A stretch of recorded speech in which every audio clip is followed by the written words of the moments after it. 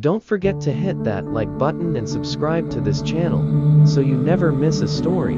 All her life, she believed her father was dead. But one tiny vial of spit, one little test, ripped open a secret so dark, it turned her blood cold. Her father was alive, and he may have killed to keep it that way.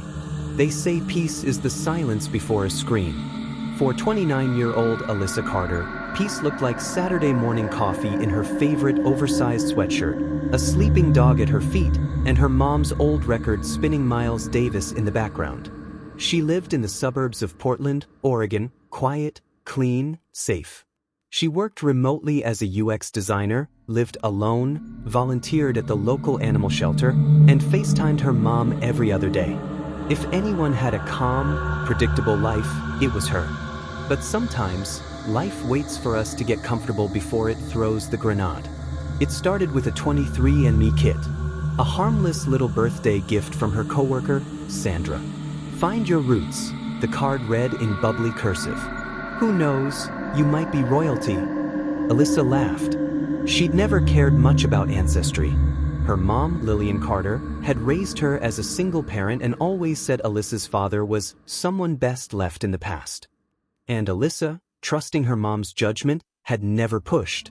She had no siblings, no aunts, no cousins, just her and Lillian. That was enough, or so she thought. The results arrived 3 weeks later. She opened the app on her phone expecting generic percentages and a few distant cousins. But what she saw stopped her cold. Parent match found. Well, her heart skipped. There, under biological relations, was a name she'd never heard in her life. Thomas Greaves, 99.8% match, paternal relationship confirmed. She stared at the screen for several seconds. Thomas Greaves? Then another name showed up. Madeline Greaves, 99.9% match, sibling. Sibling? Her blood turned to ice. She felt like she was reading someone else's results. She didn't have a father. She didn't have a sister. What the hell was this? Alyssa didn't sleep that night. She sat on her living room floor with her laptop open, her fingers clicking through search results as the storm inside her grew louder. Thomas Greaves was easy to find. He was a retired homicide detective from Austin, Texas. Multiple articles, TV interviews, even a YouTube clip of him solving a famous 15-year-old cold case. He was decorated, respected, a man who put killers behind bars. But that wasn't what chilled her. What chilled her was the look in his eyes in every photo. Controlled, intense. She'd seen that look once before, in the mirror, when she was 14 and someone tried to grab her on the way home from school. She clicked on the link for Madeline Greaves next. The sister. And her whole world buckled. Madeline was a true crime podcaster. Her face stared back at Alyssa from the thumbnail of Echoes of Justice, episode 47, The Holloway Lake Murders. She was beautiful, sharp cheekbones, fiery hazel eyes, brunette hair swept into a bun. The resemblance was unmistakable. Alyssa's fingers trembled. The same jawline. The same slight arch in the left brow. She'd seen that face before, in her own reflection. Something was wrong. Something was missing. All her life she'd been told there was nothing to know about her father, that her mother had made peace with the past. But her DNA just dug up the grave. The next day, she drove to her mother's house, a white colonial on the east side of town. Lillian answered in a robe, her graying hair tucked back with a clip, and a tired smile on her face. "Morning, sweet pea. You're up early." Alyssa didn't waste time. "I took a DNA test." Lillian froze. Her hand dropped from the doorknob. Silence stretched like a rubber band about to snap. "I found someone," Alyssa continued. "Thomas Greaves. And a daughter, Madeline. It says she's my sister." Lillian closed her eyes slowly. Her shoulders fell. And just like that, the facade cracked. "I didn't want you to know," she whispered. Alyssa's voice was barely controlled. "You told me my father didn't matter." "He doesn't." "Then why do I have a whole other family, Mom?" Lillian sat down on the arm of the couch, hands trembling in her lap. "Because he's a killer, Alyssa." Alyssa blinked. "What?" Lillian looked up. Her voice was hollow now. Measured. He didn't just leave. He destroyed lives. And not just mine. You said he was a detective. He was. That's how he got away with it. Not all murderers hide in shadows. Some wear badges. Alyssa sat on the edge of her mother's old velvet couch, staring like a stranger in her own childhood home. Lillian was pacing now, her arms folded tightly, a habit from her younger, nervous years that had never died. The ticking clock on the mantel filled the silence. Alyssa spoke first. You said he got away with it. What did he do? Lillian stopped. Her lips pressed into a thin line. Sit down. This isn't something I ever wanted to revisit. Alyssa didn't move. So Lillian did what mothers do when truth weighs heavier than love. She started from the beginning. Lillian was 21, working part-time at a bar downtown, just trying to pay for her final semester of college. Her parents had died in a car crash 2 years earlier, and the grief had pulled her under so long, she was still learning to breathe again.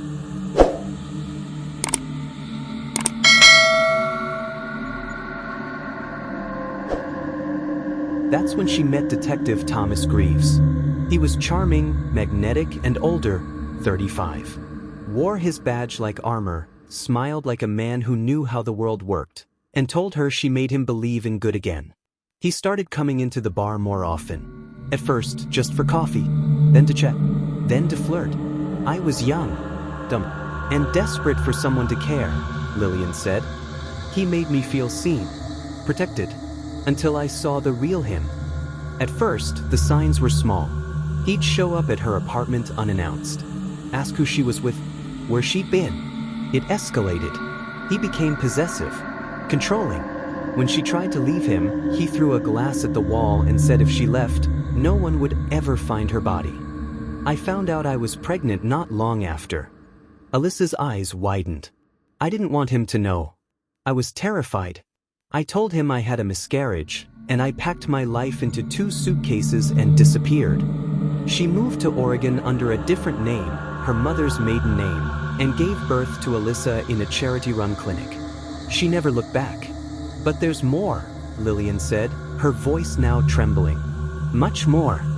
Thomas Greaves had made his name solving the infamous Holloway Lake murders, a case where 2 teenagers were found shot execution style at a lake outside Austin. The case had gone cold for nearly 15 years before Thomas, miraculously, found new evidence. He blamed a man named Marcus Dillard, a drifter with a criminal record. The case was thin, but Thomas was relentless in the courtroom. Marcus was sentenced to life without parole. But according to Lillian, Thomas had a dark past, a connection to the Holloway Lake victims. One of the girls, Rachel McKinney, was his ex-girlfriend from high school. The other? Her new boyfriend. There were rumors, quiet ones, of a love triangle gone wrong. The investigation files were messy, tampered with. Evidence disappeared. Do you think he killed them? Alyssa asked, her voice breaking. I don't know, Lillian whispered, but I think he framed someone who didn't. Alyssa felt sick. Everything she'd known about her identity was crumbling. Her father wasn't just a stranger. He might be a murderer. But why did the DNA test link me to a sister? Madeline. Lillian's face twisted. Madeline's mother was his wife. He had a family the whole time. I didn't know until after I left him. Alyssa's stomach turned. I reached out to her once, Lillian confessed. Madeline. About 10 years ago. I sent a letter, told her who I was. She never replied. I think she knows. But she doesn't want to believe. The next week passed like a slow-motion breakdown. Alyssa couldn't focus. Couldn't eat. Couldn't sleep. She started digging into the Holloway Lake case. Reading everything she could find. Listening to old podcast episodes Madeline had released. That's when she heard something strange in episode 12 of Echoes of Justice. Madeline was interviewing a forensic specialist who had helped analyze the Holloway evidence, old fingerprints found on Rachel's car. The specialist mentioned, offhandedly, that the prints were likely lifted post-mortem and appeared staged. Alyssa's blood ran cold. Could this whole case have been built on a lie? She made a decision. She booked a flight to Austin. Not to confront Thomas, but to find Madeline. Madeline worked out of a modest studio in a co-working building downtown. Alyssa stood outside the glass doors, watching her half-sister through the window. She looked focused, professional, composed, everything Alyssa felt she wasn't. With a shaky breath, she stepped inside. Madeline looked up. "Can I help you?" "I'm your sister." Silence. The kind that makes your ears ring. Alyssa slid the DNA report across the table. "I didn't know until last month." Madeline didn't touch the paper. Her eyes were narrowed, cautious. "I sent you a letter 10 years ago," Alyssa added. "Well, our mom did." Madeline's face didn't move. Then quietly, "I got it." A beat passed. "Why are you here?" Alyssa met her eyes. "Because I think your father lied about the Holloway Lake case. And I think he's hiding something worse." Madeline stared at her. Her lips parted slightly. And for the first time, Alyssa saw it, the fear behind her eyes. Sometimes the dead don't stay buried because they were never truly mourned. Madeline Greaves never wanted to believe her father could lie. But something inside her, the part that had always wondered why his stories never quite lined up, was beginning to stir. The sisters sat in silence in a late-night diner 2 blocks from Madeline's studio. Rain streaked the windows. A single bulb flickered above their booth. "I thought it was a scam," Madeline admitted, stirring her cold coffee. "That letter. I showed it to my dad. He told me your mother was mentally ill." Alyssa winced. "He said she made everything up, that she was obsessed with him, that you didn't exist." Alyssa stared out the window, jaw clenched. "I believed him, because he's my dad." Madeline's voice cracked on that last word. Alyssa reached into her backpack and pulled out a thick file folder, everything she'd dug up over the past week. Court transcripts, news clippings, interview notes, even copies of internal documents she'd convinced a sympathetic journalist to leak. She slid them across the table. Madeline flipped through the pages, her expression tightening with each revelation. The original evidence logs from the Holloway Lake case had gaps, critical dates erased, witness statements missing. The coroner's report showed Rachel McKinney was pregnant. That detail was never made public. And most damning of all, Marcus Dillard's confession tape had a hard cut, a full 90 seconds missing, right where he supposedly confessed. Why would he hide that? Madeline whispered. Alyssa leaned in. Because maybe he was the father of Rachel's baby. Maybe he had a motive. They split up. Madeline used her podcast credentials to get access to official records. Alyssa reached out to Rachel's old best friend, Nina Alvarez, now a schoolteacher in New Mexico. Nina agreed to speak, reluctantly. Over a video call, she dropped the bombshell. Rachel was terrified of someone the week before she died. She wouldn't say who, but she told me she had a secret that could destroy a family. I thought it was about her boyfriend. Now I'm not so sure. When Alyssa showed her a photo of Thomas Greaves from 1989, Nina went pale. That's the man she was scared of. I remember his face. She said he used to follow her home in high school. Madeline's hands shook as she replayed the recording later. My dad was in love with Rachel? Or obsessed? Madeline managed to recover an old hard drive from her father's home office. He'd been digitizing case files before retirement. One folder caught her eye. Hollowing stuff. Inside, raw audio, interviews, notes, and one corrupted file labeled INT Dillard 2. She sent it to a forensic audio specialist. It took 4 days. 4 agonizing days. Then the call came. We recovered the lost 90 seconds. You need to hear this. She and Alyssa met in the studio. Madeline hit play. Marcus Dillard, tired, emotional. I didn't kill nobody, man. I found her like that. I panicked, okay? I touched her arm to check if she was breathing, but I didn't kill her. Unidentified voice, cold, calm. You confess, or I swear to God I'll make sure you die in prison. You hear me? You're a nobody. No one will miss you. But if you say the words, I can help you. Marcus, you said you just needed a name. You said you'd protect me.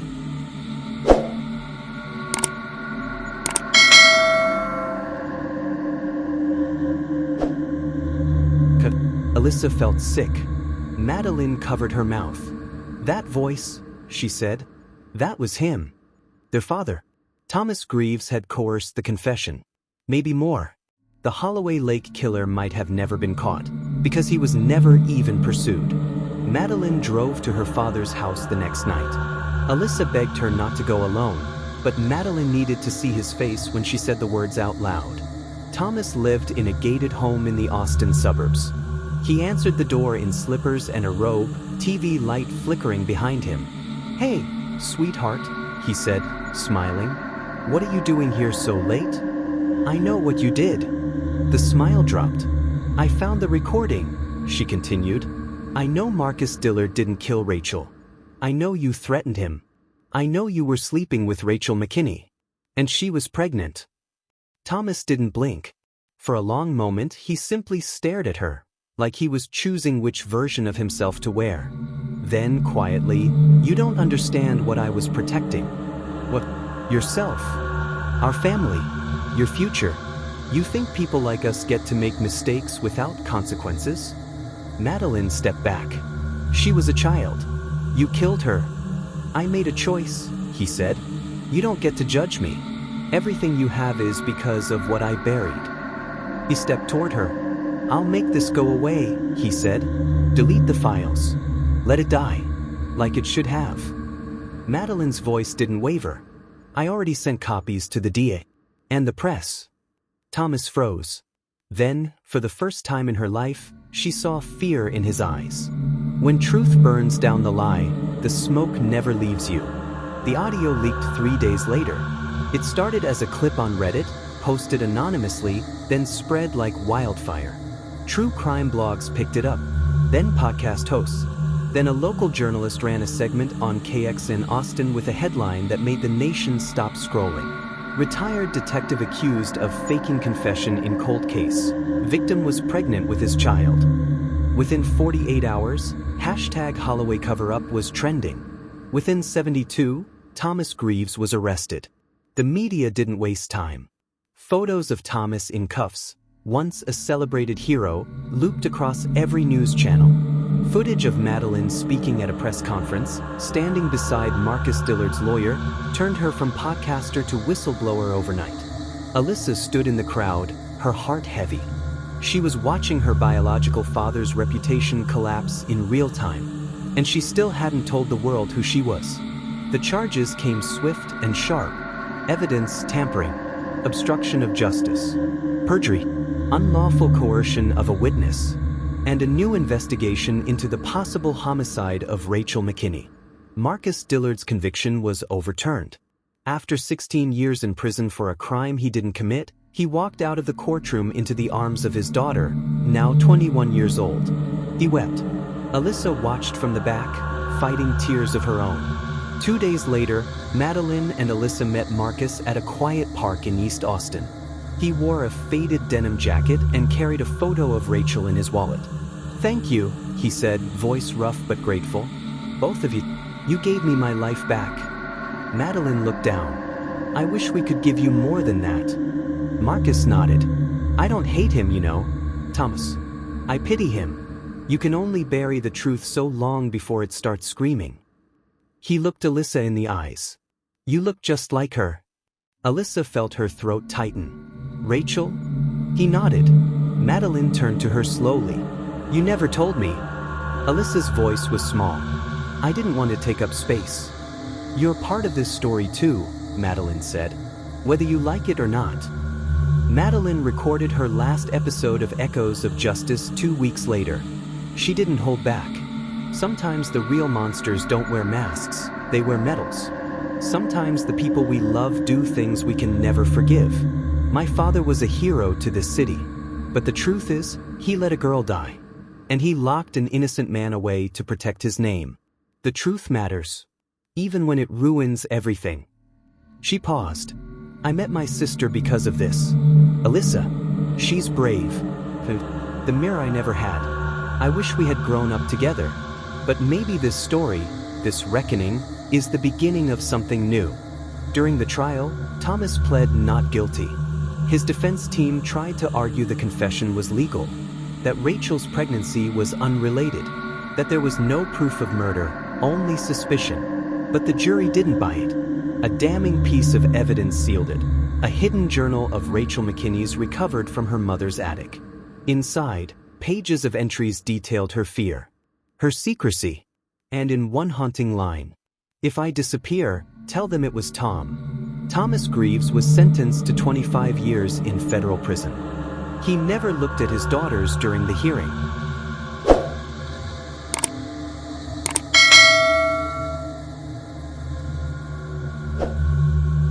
Alyssa couldn't bring herself to cry. The man in shackles wasn't a father. He was a stranger whose lies had carved scars into every life he touched. Madeline sat stone-faced until the final verdict was read. Then she whispered, "It's done." But they both knew it wasn't. 2 months after the sentencing, Alyssa sat at her desk in Portland, a candle burning low beside her laptop. She hadn't spoken to her mom since the trial ended. There was no fight, just distance. Grief wore them both thin. She opened a blank document. "Dear Mom, I know it hurt you to watch me chase the story. I know it brought up things you buried long ago. But I want you to know, I never stopped being your daughter. You protected me from him. You gave me a life. And that saved me more than you know. But I had to uncover the truth. Not just for Rachel or Marcus, but for me. Because if I didn't know where I came from, I was afraid I'd never know who I am. I forgive you for the secrets. I hope you forgive me for breaking them open. Love, this." She clicked print, folded the letter, mailed it that same morning. Madeline left Austin. She packed up her life, shut down her podcast, and disappeared from the public eye. Some thought she couldn't face the backlash. Others assumed she was broken. Neither was true. She moved to a cabin just outside Taos, New Mexico. Mountains. Silence. She started volunteering at a youth center for girls who'd been through trauma. She never told them who her father was, but she listened to their stories, held their pain, and in return, hers began to heal. Alyssa and Madeline hadn't seen each other in nearly a year. Then one spring afternoon, Alyssa showed up in Taos. Madeline met her on the porch. No words, just a long, tearful hug. They sat on a bench, legs tucked under them, watching clouds roll over the mountains. "I've thought about Rachel a lot lately," Alyssa said. "She never got to grow up, never got to speak her truth." Madeline nodded. "But we did, because of her." There was a pause. "Do you think you'll ever forgive him?" Alyssa asked. Madeline didn't answer right away. Then softly, "No, but I've stopped needing to." That night, they stood in front of the mirror in the cabin bathroom, side by side. Same cheekbones, same eyes. Two sides of a coin that had never known it was whole. Alyssa whispered, "Do you ever wonder what life would have been like if we'd grown up together? Every day. But maybe we found each other at the right time." "Maybe," Madeline said, smiling faintly. "Maybe God lets us find people when we're finally strong enough to hold them." 1 year later, Alyssa returned to Holloway Lake. She stood at the edge of the water where Rachel and her boyfriend once died. She laid a single sunflower in the reeds. And as the wind moved through the trees, she whispered, "You weren't forgotten. You never were." Some stories don't end in resolution. Some end in reflection. A DNA test cracked open a sealed box of ghosts. It unearthed secrets that destroyed a legacy, but gave birth to something new. Justice, sisterhood, and in that broken, beautiful mess, they found what family really means. Thank you for joining us for this true crime documentary. Don't forget to subscribe to stay updated on more chilling story true life crime. Don't forget to hit that like button and subscribe to this channel, so you never miss a story.